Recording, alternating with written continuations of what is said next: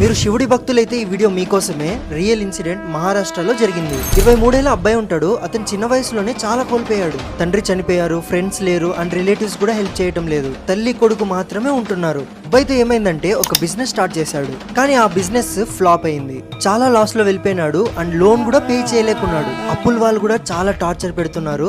అప్పుడు ఆ టార్చర్ తట్టుకోలేక ఈ లైఫ్ నాకు వద్దనేసి ఫిక్స్ అవుతాడు. తన రూమ్ కున్న బాల్కనీ 15th ఫ్లోర్ పైన నుంచి కిందకు దిగుతాడు. ఆ తర్వాత ఆ అబ్బాయి వాళ్ళ మదర్ ఇంటికి వస్తుంది. సడన్ గా ఆ బిల్డింగ్ కున్న వాచ్మ్యాన్ కాల్ చేసి, అమ్మ మీ కొడుకు బిల్డింగ్ వెనకలు ఉన్నాడు అని చెప్పాడు. పోయి చూస్తే ఆ అబ్బాయి ఒక నంది పైన పడున్నాడు. అబ్బాయిని నీళ్ళు కొట్టి లేపుతారు. ఏమైందని అడిగితే, అమ్మా నేను నా ఫ్లోర్ నుంచి దూకానని చెప్పాడు. కానీ అక్కడ ఉన్న వాళ్ళు ఎవ్వరు నమ్మరు. సరే అనేసి వాళ్ళు సీసీటీవీ కెమెరా చూస్తారు. చూస్తే అబ్బాయి ఏ నంది మీద అయితే పడినాడో ఆ నంది ఆ బిల్డింగ్ లోపల వస్తున్నట్టు గానీ వెళ్తున్నట్టు గానీ సీసీటీవీ కెమెరాలో రికార్డ్ అవ్వలేదంట.